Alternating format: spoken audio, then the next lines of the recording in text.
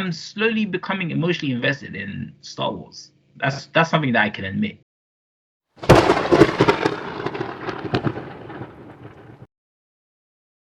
Hello, everyone. Welcome back.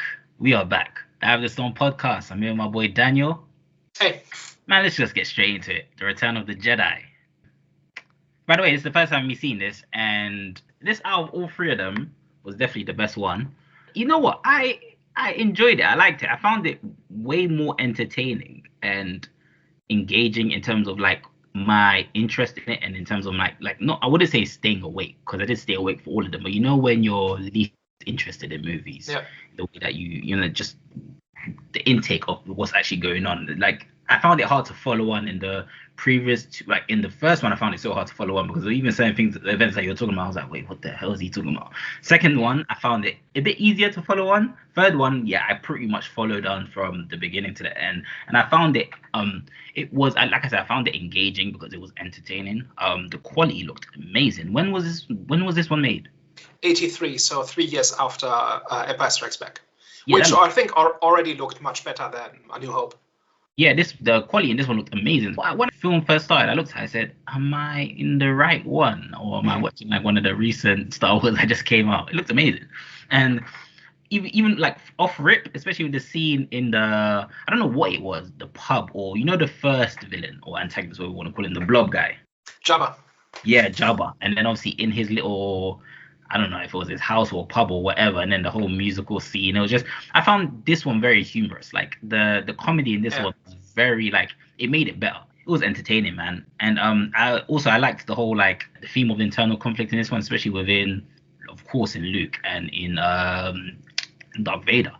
That one just throughout, it felt more intense because you know it was building to that moment where Luke would have to face Darth Vader, and you start to see Darth Vader change. Like that was something which, it wasn't shocking, but it's very like when Darth Vader was so dark in it. So then when you actually start to see the light and you start to see him in doubt and you start to see him being like, I never thought Darth Vader would change. So when I actually saw Darth Vader changing, I was like, oh crap. Of course, it didn't come to the end, which I'm pretty sure most Star Wars viewers, fans would want it to come. Like for me, I wanted them obviously to live a happy ever after, but unfortunately, something sad always has to happen. So obviously, what happened to Darth Vader was sad, but I just love the whole theme of internal conflict. It was amazing. But I have other stuff which I like, which I'll get onto it. But I think the reason why I've given this a 6.5, well, 6.5 is above average. I'd say 6.5 is good. I was thinking, should I give this a 7? But I just couldn't give it a 7. Like there was just, I think the reason why, there were actually 2 reasons. I think 2 reasons why I couldn't give this a 7 is, which I've realized why I haven't seen Star Wars in the light as many other fans have, is because I think it's the acting. That's one. And another issue that I had with this film, I have a few other issues, but those are minor. But one, like, kind of, what to say is a big issue, but it's definitely like a highlighted issue that I had with this film, was the anticlimactic scenes, which were supposed to be like, you know, the memorable scenes for me, especially like in the revelation scene, like the scene where Luke reveals to Leia that they're brothers and sisters. I think the acting in that one and just the way that she reacted wasn't really like, it was very, like I said, anticlimactic. I was like, oh, like it's gonna, like, it just, she felt very like I said, it felt very bland, and just, it wasn't the reaction that I was expecting. I was expecting a bit more. And George Lucas is famous for struggling with interpersonal relationships. There's a bunch of stuff he can do quite well, but personal relationships are not his strong suit, at least when it comes to writing. Also was an anticlimactic was like Luke's character arc. I think what I mean by that is in terms of his journey towards becoming a Jedi. It felt very, not very, but it felt a bit undercooked. I still haven't felt or seen. You know when you've got like a leader, you know, like the main character, right? And he's meant to become this great warrior. Like for example, Paul in Dune, like his transition from where he first started into more deep. I felt like the gradual build. With Luke, it kind of felt a bit underwhelming at time. Even though the fight scene between him and Darth Vader, I was like, oh, okay. Like Luke, I'm starting to see it a bit, but it just felt still a bit underwhelming at times. I was like, I just don't really see the greatness. And I think it's because they didn't really invest. It's kind of like they skipped parts of his journey, I think, because I didn't really see, the greatness that, for example, Darth Vader's master saw and Darth Vader saw, because they kept on saying, the force in this guy is strong. Everyone kept on saying the force in this guy, is the one. In their case, they're talking about potential, right?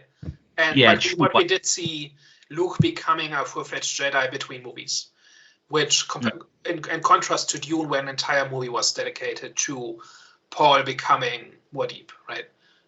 Which is exactly. And it's the entire point of the movie. It's very slow. It's very detailed. We see every step of the way. And here with Luke, it kind of happens off camera. And personally, my hot take is that he's not a Jedi, like contrary to what the movie says, because he could not complete his training, and he rejected some of the key aspects of the Jedi philosophy, right? Like, he can use the Force, and he generally wants to use it to help people, but he isn't really doing what Yoda wanted him to do in the training, right? Yoda even said he wasn't a Jedi, so that's why I was a bit confused as to when exactly he turned into a Jedi. Because at first, when he came in to meet, I keep forgetting, I'm going to call it Big Blob in the beginning scene. Jabba. Yeah, to rescue Han.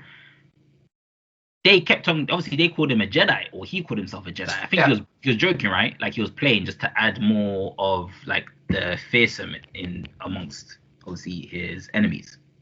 Maybe, but I don't think there's ever a scene where he says he's not really a Jedi, or he is something else, or something like that. Like, he just refers to himself as a Jedi the entire time. Exactly. That's what I'm saying. That's why when he said that, I was like, oh, okay, so he became a Jedi. Like, when was this? But then obviously when he met Yoda, and then Yoda said, obviously, you haven't completed your training, and obviously why he didn't want him to go and meet Darth Vader. I was like, okay, so he still hasn't become a Jedi. So I was waiting for that moment for him to become a Jedi. So then I think the moment when he cut off Darth Vader's arm, I'm like, okay, so is this the moment where he's become a Jedi? If so, I don't really feel anything. And there was no other moment besides the whole, him cutting off Darth Vader's arm and actually defeating Darth Vader. There's no other moment where was like the pinnacle point of his transformation into the Jedi. So, okay, so that has to be the moment that he turns into a Jedi. And if that is the moment, I didn't fully feel the extent of it. Like, for example, with Paul, when he was walking through the Fremen, and then when he done the whole speech, that's when I was like, okay, that is more deep.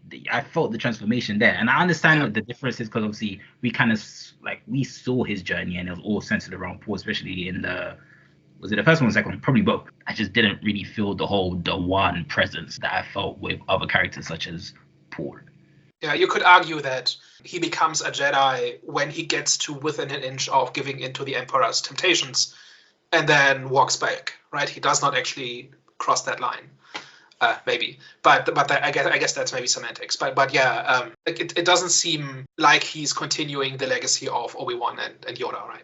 Which I'm fine with, by the way. Like, I think it makes it more interesting. I think him rejecting both like two groups trying to recruit him essentially, and him making up his own mind about what a healthy approach to the Force looks like is, to me, more interesting than him just becoming a Jedi. But I'm pretty alone in that opinion. No, I agree, 100%. I actually liked that aspect of it. It's kind of following in the footsteps of those before you.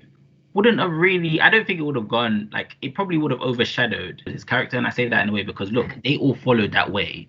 All of them are dead, and one of them went to the dark side. So it's like, it makes sense for kind of Luke to try something new, and kind of, obviously, he's the new gen. So it's like, let me try something new and see what happens from that. And obviously what we saw what happens from that was him being victorious and him still being alive. Even though he's young and it's a start of his journey, I get it. But still, like, if you follow the footsteps of the older generations, it's very likely that you're going to end up where they are.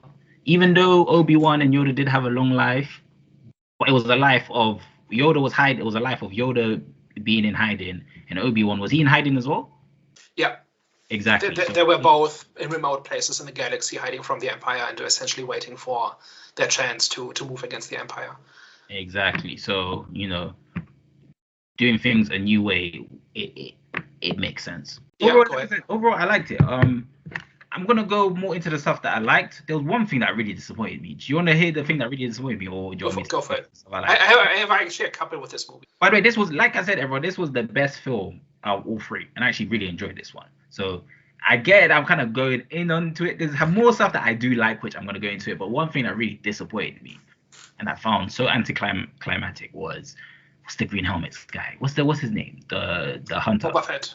Yeah, the way that he just his character, honestly, the way that he just came to an end, I was like, what the hell? This was the guy that Darth Vader showed respect to, and he just died. I don't even know if he's dead, but he falls into a freaking worm that looked like the worm from Dune. Like his ending was so, I was so disappointed. Even with his battle with Luke made him look so small. I was like, what the hell? Like, is this? Well, he gets a Disney Plus show where he basically 40 years later crawls out of the Sarlacc again and then becomes a crime boss, kind of. And let's just say that show is controversial. But yeah, he doesn't go out on a high note, right? And Star Wars kind of has this thing about slapstick where, like, from the very first movie, there's an amount of slapstick in it, often in the form of C-3PO, but also others. Like, some of the aliens are more comedic and sillier, but they're often in the background. And different Star Wars movies strike this balance differently. And I think this movie is the one where it starts to ramp up a little bit too much. Like Boba Fett essentially being a chump and dying in an accident, as opposed to going out in a big fight. Or the Ewoks as well, that many people find just a little bit too silly. Mm-mm. Now, speaking of aliens, I actually really like that alliance between obviously Luke and his friends. Between those, I don't know what the hell they were, but there's little furry things that had a battle with also the Ewoks, the teddy bears. Yeah, I really liked that chemistry there. It was very funny as well. And the way that they saw the gold robot, what's his name again? The gold robot? C-3PO. The way that they saw him as a god, and C-3PO's performance, like their presence felt more important in this one, because even I don't understand, why don't they respect them? When I say they, I mean Han. Yeah, because he's kind of a nuisance and kind of useless unless he needs to translate something. Like he's always in the way. He's always fussing. With this one, he was very useful. I felt their presence in this one. That whole sequence has a couple of nice details, like the fact that C-3PO has rules about not impersonating gods. Yeah. That is part of his programming. Also, when he recounts the adventures with sound effects. So that's a neat little detail. I really like the ending as well. The ending was so, like, it felt so family and touching, especially with the music. And then when you see Darth Vader and his younger, I believe that was Darth Vader, right? Yes. So originally the ending of Episode 6 had all the Force Ghosts appearing, and we would see Anakin Skywalker for the first time without the disfigurements that made him Darth Vader, right? Yeah. And then in a later version, they swapped him out and put in the actor that played him in the prequels, which is controversial. And that is an instance of George Lucas just messing with the movies over and over again. But like the idea of seeing Anakin being made whole again and having achieved some kind of closure is I guess a nice touch. Yeah, honestly, that scene there, I don't know why, but it's just like the background music that was playing and just like the whole, just the celebration, and just I felt the love in that scene, and it just felt very. I was like, damn, is this? Because I know you said that there was this way, I think there's, I don't know if there's 7 or 9 in total, but was this the end of this, so is the trilogy the end of this part of the story? Yes. The next one is Episode 1, which is set a generation earlier. So this concludes Luke's story, essentially. Oh, so there's no more Luke? Basically, this is the trilogy that tells the story of how the rebellion defeated the Empire and how Luke defeated the Emperor. So the next movies essentially start a different story. Which we'll find out next week. But yeah, so this is supposed to be the conclusion, and there would not be any other Star Wars for 16 years. So this came out in 83, and Episode 1 came out in 98 or 99, so 15 or 16 years. So for a long time, this was the end of Star Wars. If you, unless you consider the novels and comics and stuff like that. But in terms of the main story and in terms of the movies, this was Star Wars for a long time. In terms of I don't know how I feel about it. I feel two ways. In terms of the story itself, great ending. In terms of Luke's character arc and obviously his development and how he, how his journey has ended up, how it comes to an end, I feel a bit underwhelmed when it comes to his character. But its story in itself, and obviously with the themes and just the conflicts and just the battles and just everything as a whole, I'm happy with the ending. I'm just not happy with obviously Luke Skywalker's not his performance as actor, but his his growth and his performance as Jedi. So yeah, that's the only thing that I'm a bit disappointed in. But besides that, because they skipped the part where he actually becomes the Jedi or something else. It's just I didn't like like I said, I just didn't feel the one presence. Like you can feel when you saw, like I keep referring to Paul, but you can feel it. Like it doesn't even have to be Paul. It can be other movies like freaking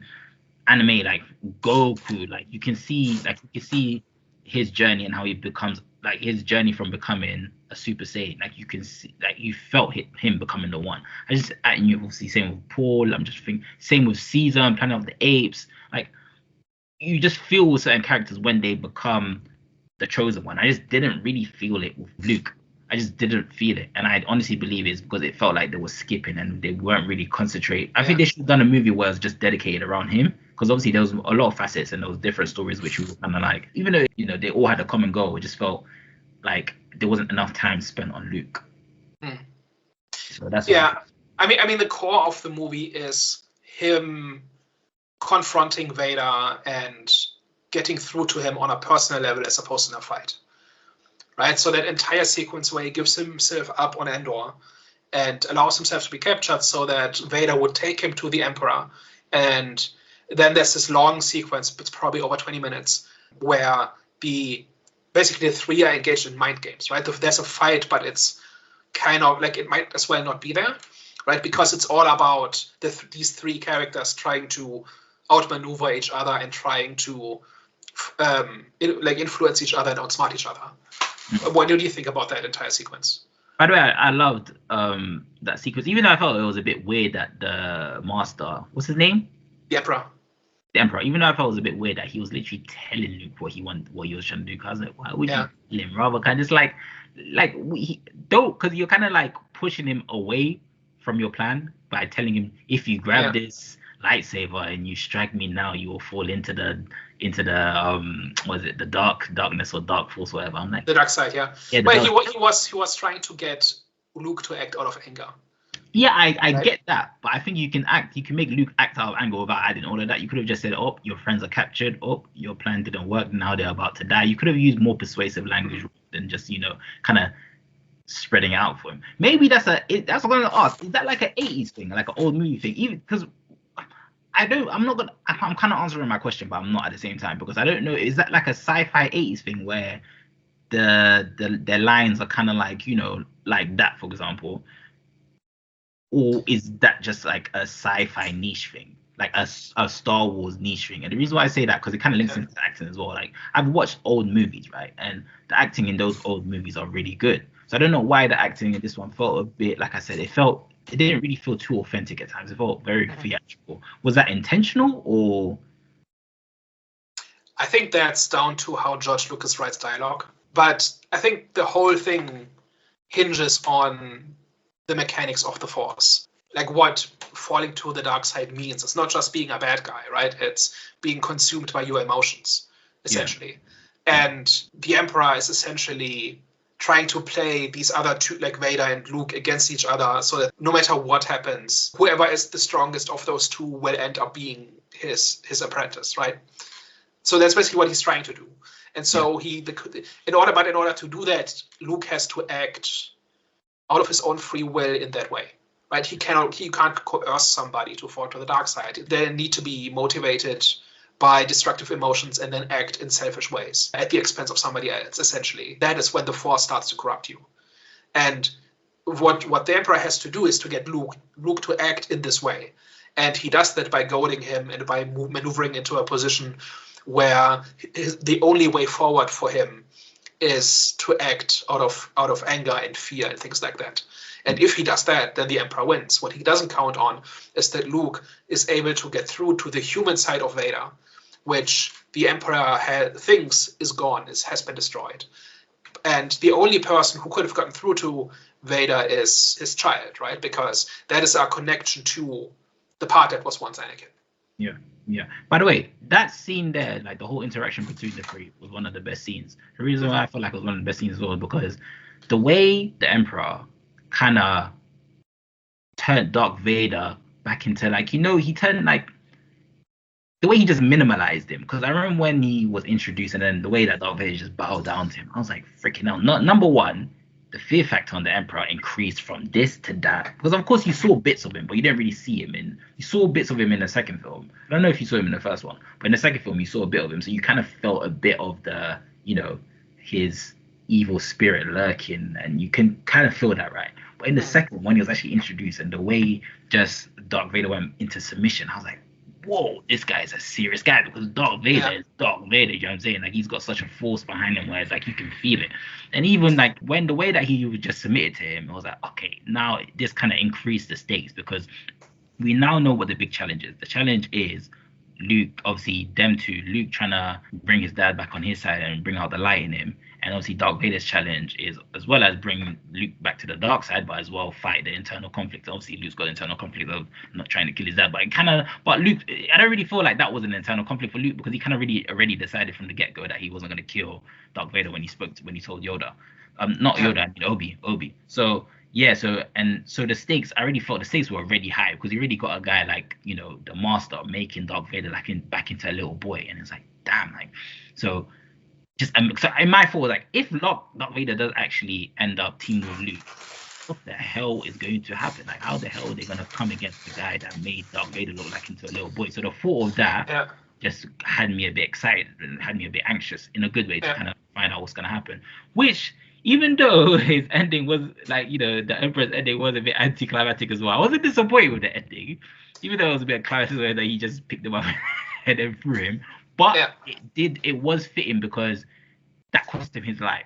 So it does also show how powerful the Emperor was, by not even, like, he didn't even direct his power towards Darth Vader. It's just like, literally, Darth Vader just touched him. Obviously, he was, what was that power of the Emperor? It was just electric. Was that the Force as well? It's called Force Lightning, and it's essentially just channeling raw energy through the Force. And is that something that's, is that something that's going to, like, is that something which is prevalent in this film that's used a lot?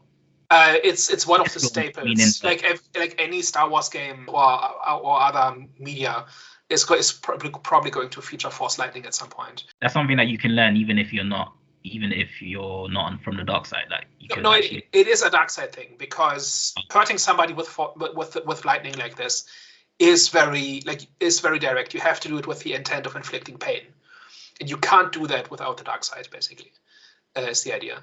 Now, Star Wars gets a little bit fuzzy the further on it goes about how exactly the Force works. And if we continue throughout the three trilogies, we're going to see that how the idea of what the Force is changes quite a bit. But the idea is essentially the Jedi are all about balance and order, and the Sith are all about, I don't know that Sith ever comes up, but Sith is the group that the Emperor and Darth Vader belong to. Right, those are basically the two different philosophies of how the Force can be used. And one of them is essentially about order and selflessness, and the other one is about disorder and selfishness.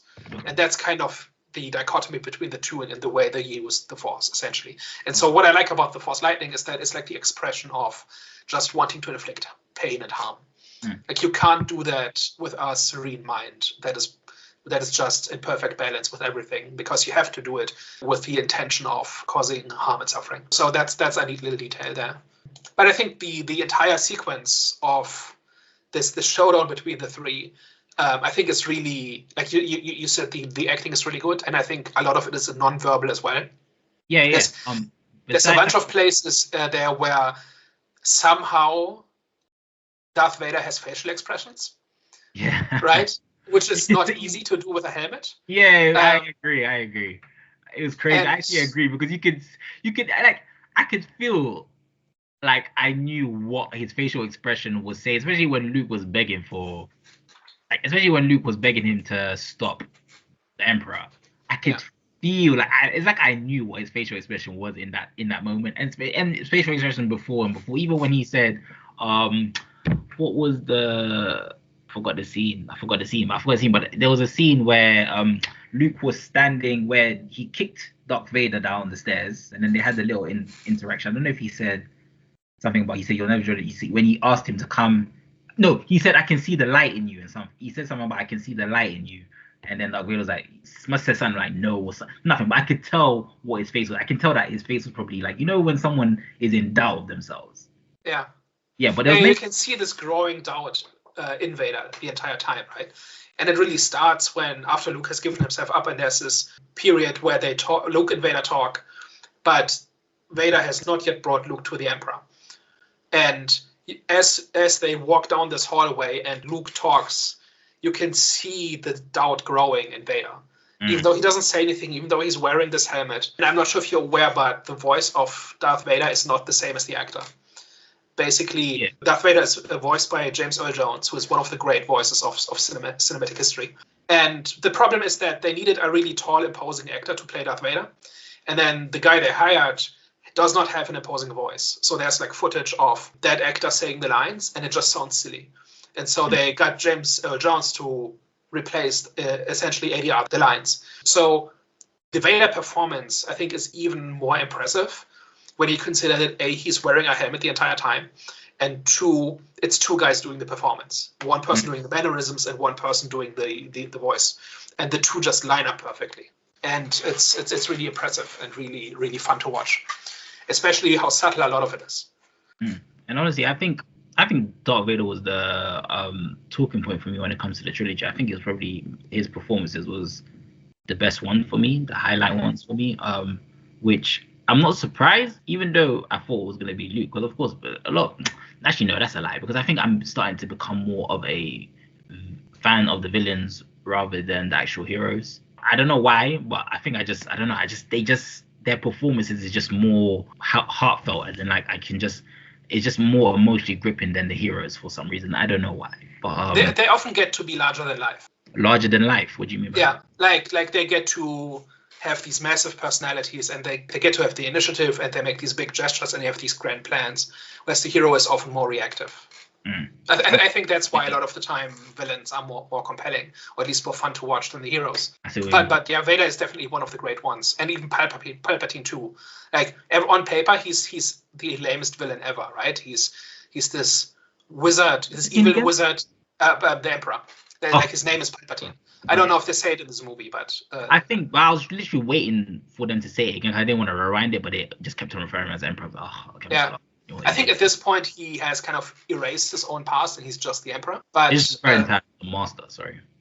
Yeah. So Darth Vader always calls him Master, and everybody else calls him the Emperor. Like on paper, he's just the evil wizard who is like cartoonishly evil. Like all his mannerisms are really over the top and silly, and yet it somehow works. Like I think even the juxtaposition of, like, I think the Star Wars universe is actually kind of grounded. Like it's very used. It feels very lived in, right? And then on the other end of the spectrum, you have these larger than life space samurai with their force powers. Like the two don't seem to go together really, but somehow they do. And I think in the Emperor, this gap between how gritty and bleak and kind of dark the Star Wars universe is, but then you've got this cartoon villain who runs the show, and he seems to not fit in, but that is why he fits. I can't really explain it.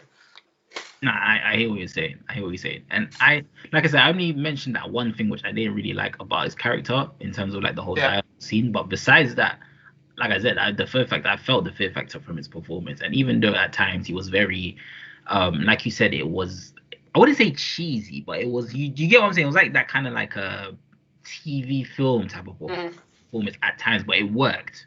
And I would absolutely call it cheesy. Absolutely. Yeah, it's very over the top, very cartoonish. Borderline. So for me, it was like, it wasn't like, I wouldn't want to say cheesy because I've seen cheesy acting, and I wouldn't say that was cheesy for me personally. I just say it was like TV film, like TV movie type of acting, but which worked. Like he was still, I don't know why. At times I kind of felt it was a bit funny as well, especially when Luke cut off Darth Vader's arm and then he was celebrating. He was like, "Yes, now you can become my apprentice." I was like, "What the hell? The way that you're just dismissing Darth Vader like he didn't serve you for how many years?" And yeah, so but I do get what you're saying with his character. His character was enjoyable as well, and he just operates on a completely different level. He doesn't care about the same things that everybody else in the galaxy does. Like all he really wants is to get the strongest apprentice he can get, and so he makes the two prospects fight, and whoever wins like no matter what the outcome is, that like the Emperor wins, right? At least that's what he thinks, until the big twist comes and Luke can actually get through to Vader on a personal level. And now it's 2 against 1. Oh yeah. I think overall, I definitely, with the whole like trilogy, I had a satisfying experience. Like if I was to rate my overall experience of trilogy, I'd probably say it was a 6 overall. Definitely above average. So I definitely put it in the good category. So 6 for me, like the good category. So you'd say it went out on a high note? Yeah, it went out on a high note. The only critique I could give it is I'm still not fully convinced that this was the greatest franchise in sci-fi history for me personally. But overall for me it was satisfying. In terms of if I didn't see Dune, maybe I would have given it I probably still would have given it a 6. Yeah, I still would have given it a 6. For me, Dune is probably the greatest. Is Dune sci-fi? Yeah, the greatest. Well, it's only got 2 movies, but so far I'm pretty sure it's going to turn into a franchise. But the greatest franchise in sci-fi history for me. So, but yeah, I enjoyed this experience. Just because I still don't see what other people see in this franchise doesn't mean it was a bad movie. No. It just personally. I'm not gonna say personally it wasn't for me because, like I said, it's a 6. I enjoyed the journey. I'm enjoying the journey so far. But yeah, I'm definitely saying I'm like looking forward to the next movie because now I want to kind of see like, okay, so because there was a lot of unfinished business. When I say a lot, I say a few. Like for example, Leia's journey. Now, kind of intrigued to see what's gonna happen with her if there is gonna be a start to her journey, because obviously now she's the other Skywalker. She's gonna she's got the Force. She's part of Luke's family. So it's like, okay, I'm kind of intrigued to see what happens with her story now. So yeah, I would say that I'm slowly becoming emotionally invested in Star Wars. That's something that I can admit. And yeah, even though I gave it a 6, I'm slowly getting there. And there's more movies to come, so who knows? My emotional investment might increase throughout the films. So yeah. Would you say this has rewatch potential for you? Or is this like this was a fun ride, but it's over now? Or is this something where you would say this is one of the greats and that you can rewatch every couple of years, whatever? 1 and 2, no, but 3, yes. Okay, so Empire Strikes Back doesn't rise to that level for you? No, I definitely think Jedi is the best one out of all 3 of them. Jedi for me has replay value, and mainly because of Darth Vader's performance and the whole internal conflict. I think that's something which just grips me. Like that's something that's gripped me from the beginning. Like Yeah. Okay. So next week we're talking about Episode 1, which is, as the title suggests, it's not a continuation of this. It's a prequel, right? So which is set about a generation earlier. It's called Episode 1: The Phantom Menace. Any predictions about what that might be? I'm guessing that's the Phantom Menace. I'm guessing that's going to be about Darth Vader. In what way? In terms of like his journey, as in like they're going to start going into his story more in terms of him, Obi, and Yoda, just how he kind of became Darth Vader, I'm guessing. Are you looking forward to this? Like knowing that this does not continue the story that's been told so far, but we're now jumping back and telling essentially we've told the second half of the story first, and now we're going back in time and picking up the story there. Personally, for me, I'm more of a sequel person. The only times I like prequels is when the story is actually finished. With this, I feel like it's unfinished because obviously it's got an ending where like I said, with the whole Leia story that feels unfinished, and the whole Luke's character, I feel like there could still be more development in that. Even though the ending does make sense, obviously Darth Vader's dead and the Emperor's dead. So even though I did enjoy the ending and I felt it was good, I still feel it's still like unfinished business. So that's why I wouldn't say I'm too happy with the fact that they're going back, but it's still interesting to see Darth Vader's journey and just like what Yoda was like before, because I saw he died at 900. Yeah, so we're seeing him at a youthful 870. Exactly. So I want to see. So I'm intrigued to see the training or what he was like, and just like the training between the interactions and the relationships, how it was, and how Darth Vader actually turned into the Dark. Yes, I am intrigued to see that. But at the same time, I'm still a sequel person rather than a prequel. But I'm still intrigued. I'm still interested. because like I said, Darth Vader is my favorite character in this whole franchise. So far, so yeah. Okay, I think we've covered it. I think this was definitely interesting to see how somebody who somehow has avoided all the spoilers and somehow managed to not see these movies until now is kind of looking at it, because like a lot of people, for me, I discovered this like at age 12 or whatever, and like I watched episode 1 in theaters a few weeks ago because it was the 25th anniversary. And just seeing that Star Wars logo on screen, like in the back of my head, something is triggered there. Yeah. Right? It's like it feels it's more than just a movie, but at the same time, it is just a movie, right? And I think it's interesting to see this perspective of somebody coming at this with a fresh perspective. Nah, it's good, man. I'm definitely enjoying the journey, and there's way more movies to come. And I feel like when I don't know what the new film's gonna be, but I'm definitely going to go and watch it because, like I said, I'm starting to slowly become emotionally invested in the whole franchise. And how many movies are there left to go? So in the main series, 6. So there are 9 total, episodes 1 through 9, and we've covered 3 of them so far. Okay, cool. So yeah, cool. So I'll see how that goes. And then, but I definitely would say that if the new one comes out, whatever the new one's going to be about, I'll definitely, I believe at this current moment, I'd definitely go and watch it because I'm slowly starting to get emotionally invested, mainly because of the third film. So yeah, man, I'm starting to like the world, man. I'm starting to like the world. All right, guys. Well, hopefully you enjoyed today's conversation. Let us know what you think in the comment section below. Like, comment, and subscribe. And yeah, man, we'll catch you next week. Bye bye.